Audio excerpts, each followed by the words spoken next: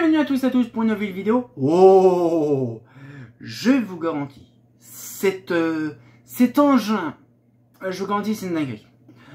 Pour info, je suis en train de finir mes quelques vidéos avant que je déménage. Je prévois même dès la série de la lanterne.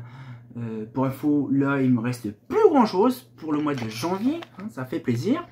Et je peux vous dire quand même que depuis janvier, j'en ai fait énormément plein.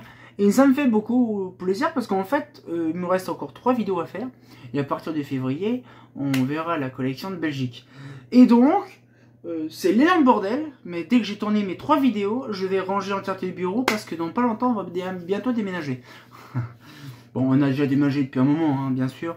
Mais bon, alors que je tourne, on est encore en décembre. Hein. Donc, du coup, aujourd'hui, nous allons découvrir, on n'est pas en décembre, on est en novembre, mais une petite lanterne. Petit cocon, un petit neuf de Pâques. C'est con, j'aurais pu la tourner pour Pâques, mais bon. Une lanterne Lopane. Bien sûr, elle fait 27 kg le bousin. C'est plus lourd qu'une trafic. La trafic, je crois, c'est 17 kg. 27 kg, c'est quand même un beau bébé. Hein. Du verre, de la fonte, du cuivre, hein, c'est lourd. Hein. Et on va la découvrir aujourd'hui. Alors, c'est un luminaire quand même qui date de vieux.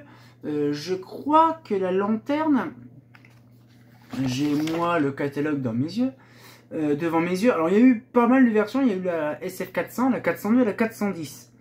Pour info.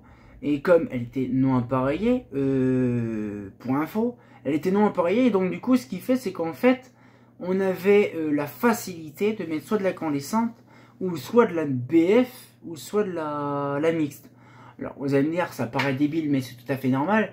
Mais d'un autre côté, cette lanterne-là, pour moi, c'est une valeur sûre et sentimentale de l'époque, vraiment, on va dire, de chez Holophane. Parce qu'il faut penser quand même que Holophane, même en 55, je crois qu'elle y était déjà.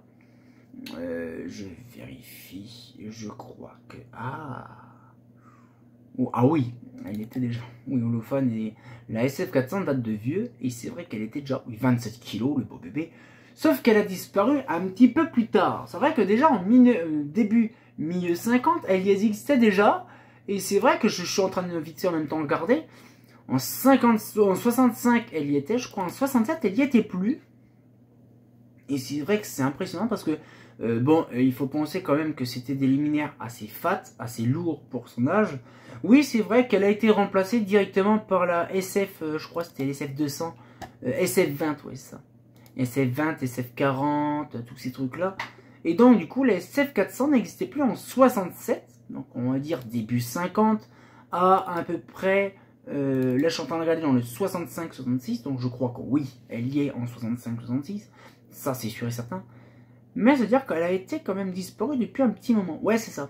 Elle y était, on va dire, de 55 à 65. Peut-être bien avant, hein, bien sûr, 55. Mais c'est un énorme bébé, bien sûr. Vous allez voir, c'est une sacrée conception. On va l'ouvrir un petit peu, tout ça. Vous allez voir, c'est assez kiffant de voir le bousin. Parce qu'elle est encore un petit peu à l'authentique. Hein. Et ils en ont fait une régénération plus tard, dans les années 90, pour la fameuse réédition de la Thorn SF400. Je l'ai aussi là, si vous voulez on pourrait la faire plus tard, mais je vais vous montrer déjà la première, celle que j'ai, la vieille, la mémère. Je vous garantis par contre, elle a énormément de petits plots, de petits pocs, mais je pense que quand je vais l'ouvrir, parce qu'il faudra qu'on l'ouvre, voir l'intérieur, ça fait plaisir, je pense que je vais la laisser ouvrir, parce qu'elle est ouverte, et demain, donc moi l'heure qu'il est, il est 2 h du matin, je vais pas taper à cette heure-là comme un bousin, sur la plaque, le dôme en cuivre, parce que bon, il faut taper assez fort, c'est pas de l'alu. Hein. Et donc, pour redresser les petits pocs, parce que bon, ça, comme dirait Pierre Alain, ça a une histoire, hein. Mais bon, c'est pas ouf. Donc, on va pouvoir découvrir, je vous garantis, je vais galérer, mes grands morts. Donc, voilà. Alors, on va pouvoir l'ouvrir. Je vais me mettre là, comme ça. Oh, voilà, belle petite, la calotte de ces morts, qui elle, déjà pèse un âne mort, c'est rien que déjà de la fonte. Vous imaginez ça, le mec qui se tape là-dessus, il tombe là avec ça. Ah. Et maintenant, on va soulever le cocon. Oh la vache. Oh la vacherie. Oh là. Regardez-moi ce beau bébé. Je vous garantis, elle est très lourde. Ah, ce n'est pas la trafic, bien sûr. Ce n'est pas la trafic. Là, franchement, c'est une des plus lourdes hein, que j'ai dans ma collection. J'ai plus lourd, hein, j'ai encore aussi des trucs assez gros bateaux. Mais pour ma part, je la referai proprement. Elle était peinte en noir de base et je la repeindrai en noir comme c'était destiné à l'époque. Mais vous me donnerez votre avis si celle-là vous voulez que je la garde d'origine, le capot. Peut-être que je repeindrai ou peut-être que je laisserai comme ça. Bien sûr, la décaper proprement, ça serait bien. Mais j'ai hâte de voir le délire de celle-là. Et vous me direz ce que vous en pensez. Alors déjà, on va découvrir. Donc la petite calotte. La petite calotte qui était de base tenue par une chaîne. Heureusement. Hein, le truc est tellement fat et lourd. Ça tombe. Ah, t'es mort. Hein, ça, c'est sûr que t'es mort. Hein. Hop là. Et nous avons ici, donc vous allez me dire, oh bah il n'y a rien en dessous. Si, il y a un réflecteur en verre. Voilà. Un réflecteur en verre prismatique. Petit tournevis. Et ça, c'est génial. Le délire de l'époque, c'est qu'en fait, on avait une petite vis sur le côté qui permet d'écarter, on va dire, le système qui permet de centrer les deux. Ça, c'est quand même assez farfelu pour son époque. Il y en a eu pas mal de modèles avec ce système-là, hein, je vous cache pas. Pas mal de modèles ont été vendus avec ce système-là. Le système vraiment de double coquille. Hein. Et vous allez voir, c'est assez farfelu et c'est bien parce qu'en même temps, ça permettra de l'alléger. Et en même temps, je pense qu'à la fin de la vidéo, comme elle sera démontée, je pense que je la nettoyerai. Ça peut être une très bonne idée. Bon, alors elle a déjà été complètement nettoyée, déjà. Bon, un petit coup de chiffon magique à droite à gauche, je pense que ça ferait le plus grand bien. Et on va ouvrir le cerclage. Le cerclage, voilà. Là, donc c'est bien sûr un cerclage en cuivre. Les anciennes années, c'était de la qualité et c'était pas de la merde. Et ça me fait énormément plaisir. Donc j'attends que le truc il finisse de arrêter de tourner. Et on va ouvrir le cocon. Alors par contre, vous allez voir, ça va être drôle. Bonjour. Là, une cloche tout sympatoche en cuivre. On dirait vraiment une cloche, on va dire style, comment, pour les... Ah ouais, c'est vrai. C'est peut-être une cloche holophane, mais vraiment comme il y avait les... ma cloche en cuivre. Ah putain, alors ça, j'y ai pas pensé à ça. Là, je regarde. Je vais la mettre comme ça de l'autre sens. Hein. Bien sûr, c'est bien couleur noire. Hein. Et nous avons déjà la première partie déjà du réflecteur. En vrai, c'est du rouge. Hein. C'est vraiment années 60. Hein. C'est un peu comme l'Arrow, à peu près dans ces coins-là. Le réflecteur d'Arrow, c'est couleur rouge. Et rien que déjà, cette coquille est très lourde. Voilà. Regardez, c'est vraiment on dirait un saladier avec vraiment... Malheureusement, il y a un petit poc dessus. Mais elle est encore en bon état pour son âge. Et le réflecteur, il est impeccable. Et ça fait énormément plaisir. Donc là, du coup, on a vraiment le réflecteur circulaire. Et c'est vraiment un réflecteur qui vraiment permet, on va dire, de faire le système, on va dire, réflectrice. Et là, ici, nous avons l'intérieur. Alors, le réflecteur, le truc, il est éclaté de tous les côtés. Hein. Ça a une bonne paire d'années, on est d'accord. Mais bon, ça, à l'occasion, on refera un système bien propre. Et c'est vrai que sur le coup, il y a un boulon qui était là, qui a été dévissé. Je vais rechercher, je crois que j'ai un système bien spécifique. Alors, c'est pas là-dedans. Je vais regarder dans cette caisse-là. Et je vais essayer de faire un truc. Alors, bien sûr, je vais pas le défaire, mais bon, c'est pour savoir ce que c'est. Mais par contre, je remettrai une vis, un boulon là pour faire le serrage. Et en fait, ici, là, regardez, oui, ce que je disais, voilà, il y a les 3 boulons. Et en fait, il y avait un 4e boulon qui était ici. Sauf que, en fait, la tige taraudée est partie avec le boulon. Et donc, du coup, ben, faut remettre une tige charolée. Donc, on va laisser faire chier une tige charolée avec un écrou. On va mettre carrément un boulon. Hein. Mais, pour ma part, on a un petit bidule, une petite vis violon ici, qui permet d'augmenter ou de descendre la douille. Vous allez me dire, c'est complètement débile. Mais en fait, c'est tout con. Et c'est tout bonnement con. C'est qu'en fait, il y a la douille ici. Bon, alors bien sûr, on a remis une douille comme ça. Parce que bon, c'est pas la douille d'origine. Hein. Ça, c'est une douille Legrand des années 70. Ça n'existait plus en 70. C'était une vieille douille le holophane de Chi. Sauf que comme elle était complètement éclatée, donc on a remis celle-là.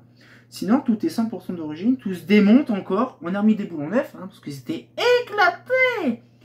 Mais par contre, j'ai remarqué qu'il y a du tartre dedans. Donc je pense que là, je prendrai de l'antical. Pour info, de l'antical, oui. Ou du canard WC anti-calque. Du canard WC, ça retire bien le moche. Hein. Et on sent très bien que c'est vraiment un luminaire qui a vraiment des formes et tout ça. Mais par contre, l'épaisseur du verre, rien que ça. Bon, après, il y a aussi la culasse en fonte qui est en dessous. Qui est encore en dessous, ça pèse déjà encore un âne mort. Mais, pour ma part, c'est quand même un luminaire assez intéressant. Alors, vous avez vu peut-être aussi, regardez les petites rainures ici. Là, il y en a là, ici, et là également. Vous allez me dire, oui, mais c'est bien. Mais il s'est pas centré. C'est pas vraiment centré dans le même sens. Ici, nous avons, là, si je veux bien. Allez, on voit un petit point ici, là. Et en fait, c'est là, c'est ce qui permet. En fait, il y a un truc là. Okay. Et donc, en fait, le point, c'est ce qui permet de centrer le luminaire. Vraiment, donc, c'est-à-dire que c'est là, il a une répartition bien spécifique. Et je crois que moi, dans le catalogue Holophane de 1955, parce que c'est vrai que c'est à peu près ces périodes-là, hein, et là, normalement, ils doivent me le dire. La SF400 a répartition symétrique, répartition latérale pour largeur moyenne, et la 410 a répartition latérale pour voie de grande largeur.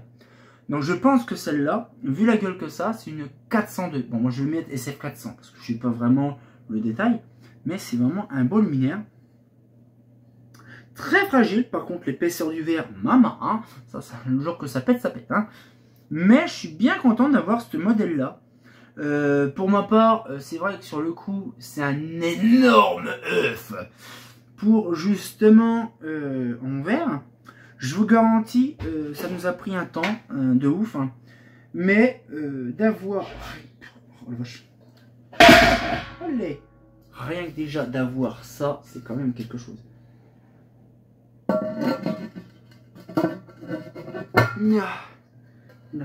Vous allez me dire, c'est complètement immense. Et en fait, le problème, voilà.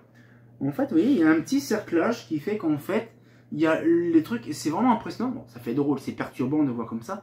Mais c'est vrai que sur le coup, la hauteur de la cloche, en fait, ça permet de remplacer la BF directement.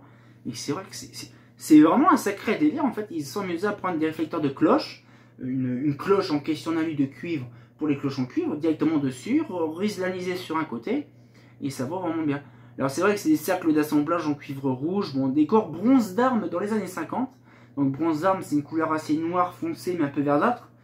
Mais franchement, c'est quand même impressionnant de se dire que ça... Bon, bien sûr, je ne vais pas la remonter parce que je vais peut-être redécabosser un petit peu sur les gros pocs qu'il y a sur le devant pour avoir un meilleur truc. C'est vrai qu'en fait, elle a pris tellement tarif la machine qu'en fait, le réflecteur, bien sûr, n'a pas pété. Et ça, franchement, j'en suis fier que le réflecteur n'a pas pété.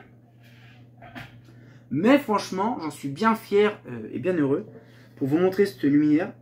Et donc, du coup, je vais pouvoir laisser. Je vous garantis, je tremble des jambes tellement que c'est lourd. Mais bon, je vais essayer de mon possible de reposer ça ici, en dessous. Voilà. Je vous garantis, le truc, il pèse un de ces nanes morts. Regardez, 2h30 du matin, un petit peu plus bas. Voilà. Hop là. Et en fait, comme je vous disais, c'est que c'est impressionnant de se dire quand même que ce lumière-là, il a tellement du vécu. Et j'en suis fier de l'avoir. Et donc, du coup, on pourra se laisser là-dessus. Parce que je vous garantis, il y en a des autres qui vont arriver bientôt. Et on se retient encore pour une nouvelle vidéo. Et comme de bien entendu, bah... si vous voulez, je ferai des petites sessions vidéo également de ces lumières-là avec une petite BF dedans. Ou une incandescente aussi, ça peut être bien aussi. Hein. C'est intéressant quand même. Hein.